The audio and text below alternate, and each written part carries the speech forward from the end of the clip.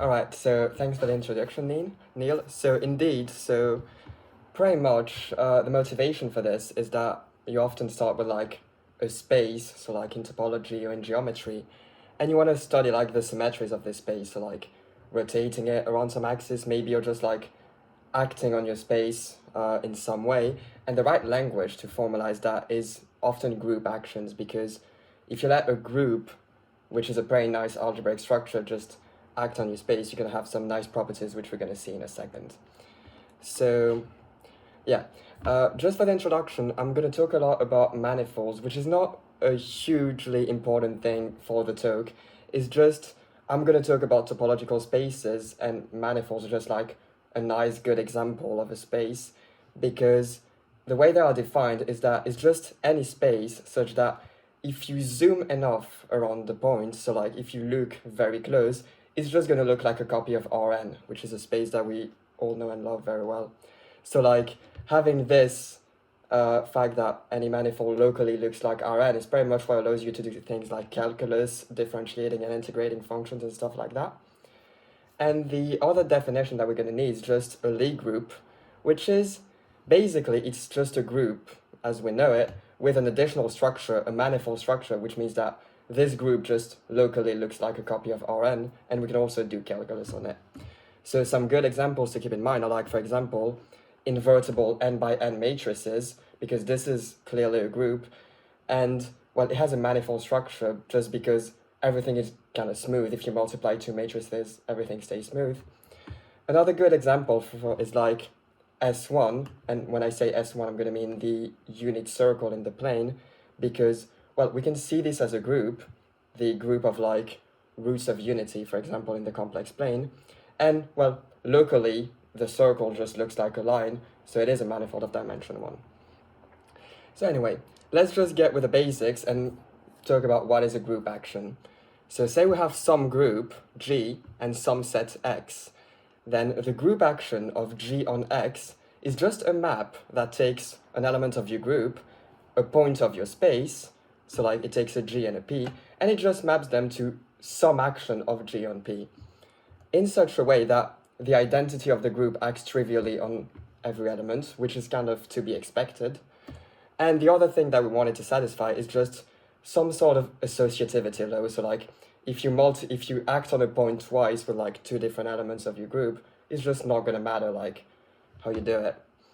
So anyway, a good visual example to start with is just consider a sphere, so like a two-dimensional sphere inside of three-dimensional space. Well, you can just rotate that sphere pretty much wherever you want. So the group of rotations of three-dimensional space, which we call SO3, acts on the sphere, which in this case is S2 because we say it's two-dimensional sphere, by just rotations, which we can see in the picture. So, well, what can we say about this action? We can say it's transitive, for example, by which I mean it's just surjectivity somehow. If you take any 2 points on your sphere, there's a rotation that maps one to the other, which is just some definition of group actions. It's not that important for the talk, so never mind that. The good thing to keep in mind is just the visual example of what a group action is. All right, let's make one or two other definitions, which are just the basic building blocks of studying group actions. So for any point of your space, its stabilizer is all the elements of the group that fix this point. So if you act with this element of the group on your point, it just doesn't do anything. And the action is said to be free if all those stabilizers group are the trivial group. In other words, no point in your space is fixed by anything other than the identity. So for example, if you consider S1, the unit circle, inside R2, the plane, well, the action by like two-dimensional rotations is going to be a free action because there's no non-trivial rotation that maps a point to itself in the plane, because any rotation just has like some angle theta, and if that angle is non-zero, well, your action is non-free, is free, my bad. And here's just a little question to think about if you want to. Is this still true in higher dimensions? Is the action of SON on an n-1 dimensional sphere still a free action? All right, so another definition to just move on to something else is the orbit of a point. And the orbit of a point, Molly Barker talked a bit about it in her talk yesterday, which also mentioned group actions, was really great. But basically the orbit of a point is just where that point is going to move around after applying the group action. So it's pretty much exactly what you can think it is. And one big theorem that we're just going to mention, and whose proof is essentially just basic group theory, looking at cosets and stuff, is the orbit stabilizer theorem. It's just, if you take a point in your set, then its orbit is isomorphic to the group after being quotiented by the stabilizer of your point, which means all the elements fixing that point. Alright, now that we've got the basics, don't worry, we'll re-see the definitions when we need them. Let's see what changes on manifolds, because essentially, the reason we're interested in manifolds in the first place is because they have some nice differentiable structure, by which I mean we can just do calculus on it.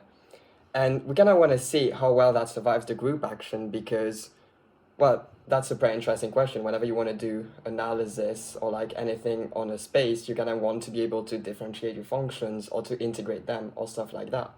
So how does that survive the group action?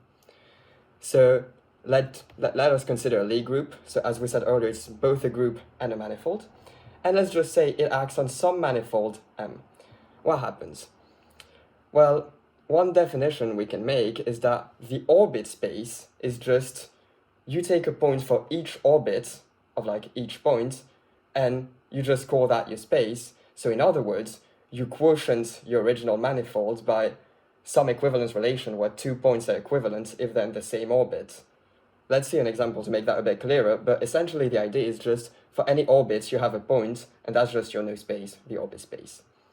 So let's say, for example, we have S1, the unit circle, which we see as like, the set of complex numbers of length 1, and we say it acts on the complex plane by just multiplication. So you multiply any complex number by some number in the circle which has length 1.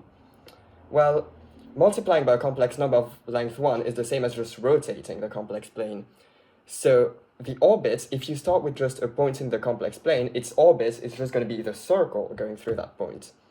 So if we just look at it like globally, all the orbits are just going to be every circle in the complex plane, and including the circle of radius 0, because, well, the point 0 just gets mapped to itself.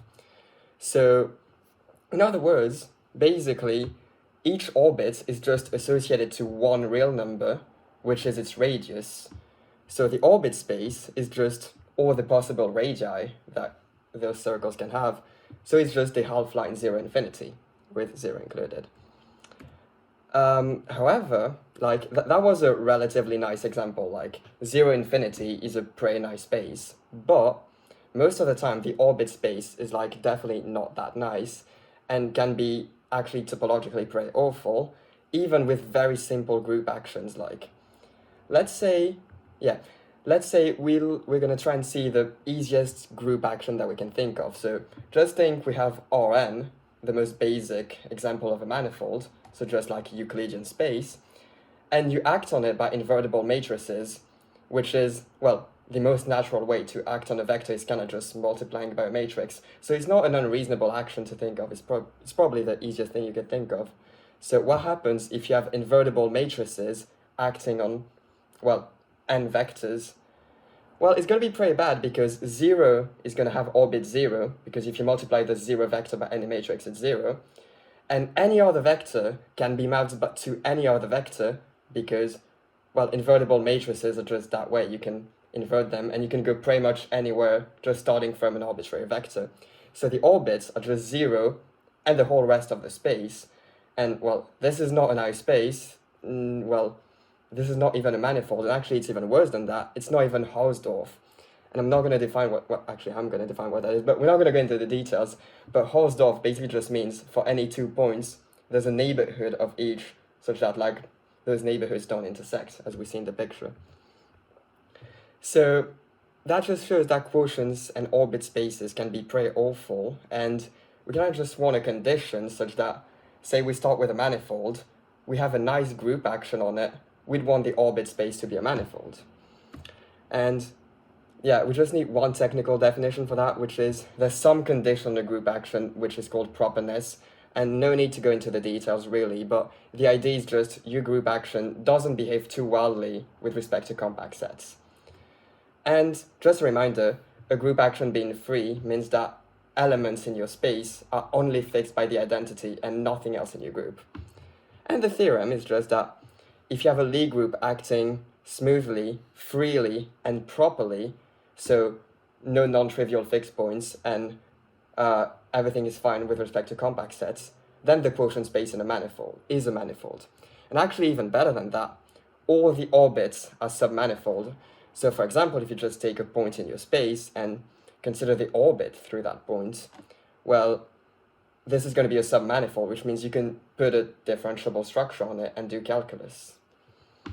All right, so enough calculus and enough analysis. Now we're just going to talk a tiny bit about algebra and how you can use algebraic methods to study group actions on a space and what that can tell us, because the math is often a bit simpler than if we dig into the analysis, and in a lot of cases can just be very powerful.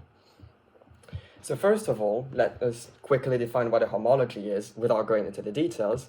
But essentially, it's just a way of like starting with a space, and in order to study its topology, you just assign some algebraic structures to it. So groups, rings, modules, whatever. Just you have some very specific way of assigning those algebraic structures to your space, and they're just going to tell you interesting things about it. So the most classic example is singular homology, and it just tells you the number of holes you have in a space. So like, look at a torus, for example, so a donut. Well, you can associate 3 groups to it, and the 0th group is going to tell you the number of connected components. Well, a donut is connected, so this is going to have dimension 1. The first group is going to tell you how many one-dimensional holes you have in your space. In our case, there's 2, which is, let's not define what a k-dimensional hole is, but it's some very reasonable definition. And there's a group that, like, the third group just corresponds to the number of 2-dimensional holes. So anyway, a homology is just a theory which tells you how to assign algebraic structures to a space in order to understand it. And the thing is, well, we have this theory for like just, well, spaces like manifolds and stuff like that. We actually have like a bunch of different homology theories. And like there's a lot of ways you can define that. And we kind of just want to have one of these ways to study homology that also takes into account your group action. So say we start with a homology theory H, which means a way of assigning algebraic structures to a space, and we have a space that has a G action on it, so an action by a group G. We kind of just want to define some new homology theory which takes into account both the topology of our space and the group action on it. So one reasonable guess that we can make, like what's the easiest space we can form from X and G, is the orbit space we defined a bit earlier, so just the space of all orbits. So we could just like guess, okay, let's define this new homology theory as just the previous homology of our orbit space. Like for example, say we have a group Z, the integers, acting on the real line by addition, like then if you quotient that, you're going to get a circle because like, well, just look at this real line where all the points are like integers. Quotienting by Z just means like wrapping this line around so that all the red points align. So like you're just going to get this circle, which is S1, the circle. So we could just use that as a definition for our new homology. The only problem with that is that, as we saw a bit earlier, if the group action is not free, then most of the time the orbit space is going to look pretty awful. But it should also be proper, as we mentioned a bit earlier, but let's just forget about that for now, because it's not too wild conditions to think about. So let's just think about freeness. So our orbit space is not a nice space, so we can't use that definition. However, we can use a pretty cool fact, which is that homology is homotopy invariance, which means that if you have 2 spaces and you can continuously deform one into the other, they're going to have the same homology. Other cool fact, which is pretty easy to prove, is that if G acts freely on a space, E, then for any other space X, G acts freely on their product, which is just literally writing out the definition, and it follows like pretty fast. So the way to fix that definition from a bit earlier and to actually produce a new consistent homology theory is just, let us find, well, we want to compute the homology of X, let us find a space E that's contractible and on which the action is free. Because then the action on X cross E is also going to be free by what I just said. And even better than that, X cross E can be can be retracted onto X. And the drawing here is just, say you start with a space X, like the circle, and you multiply it by a contractible space E, here the real line. Well, since the real line is contractible, it can be shrunk down to a point, then this infinite cylinder also can be shrunk down onto a simple circle. And this is pretty much how we solve the problem, because now we have a space on which the action is free, which means we can consider its orbit space. And, well, it has like pretty much the same homology as our original space. So it's a definition that just is sensible and makes sense. And pretty much the last concern is like, well, we still need to make sure that this space exists, because we just cannot assume that it did and used it. And well, it just does. Like, there's something which is called a universal bundle, and which is like, there's a theorem that just tells you you can find such a space E, whichever group you start from, and that pretty much solves it. And I don't have much time left, so I think I'm just gonna give a quick last fact, which is just pretty much why I use this into my current master's project research. So let's just give one last cool fact, which is they found a new homology theory. Actually, it's cohomology. Never mind about that. It's just which direction the arrows go. And what's cool about it is that, well, you can associate a cohomology to any space, and if you have a map between two spaces, you also have a map between their cohomologies, and it just goes the other way. So in particular, if you have a manifold and a point in it, the projection from the manifold to that point induces a map the other way around, and just by some commutative algebra, this means that every cohomology, the cohomology of any space with respect to a group G is actually a module over the cohomology with respect to the same group of a point. And yeah, I think I'm pretty much going to stop there because else it goes into a lot of details, but just for the end, here's a couple of references you can look at if you're interested in that stuff.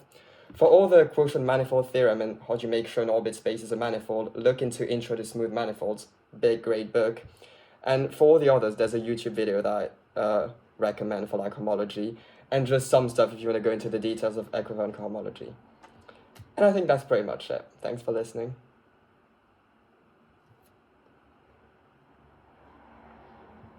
Thank you very much, Arthur. That was lovely and lucid Thank you. on groups and action on manifolds.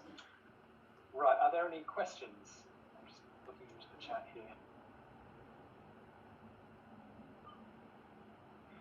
So it appears to me the magic term that you didn't mention, but it looks like you're studying is equivariant cohomology. Yeah. Of spaces. Is that where you're going to take your project next? My project is, wait, let me get back to the nice slide. My project is pretty much what you can see in this last theorem that I didn't really have time to cover, but it's pretty much just looking at group action of very specific groups. So in my case, it's like cyclic groups of prime order, and see like, well, what you can tell about the topology of your space just given that it has such a group action. Right, marvellous. Yes, I should declare an interest here that the topology of orbit spaces and their singularities are problems that keep me awake at night. So this is a really cool area of mathematics, in my opinion. I gotta agree. Thanks.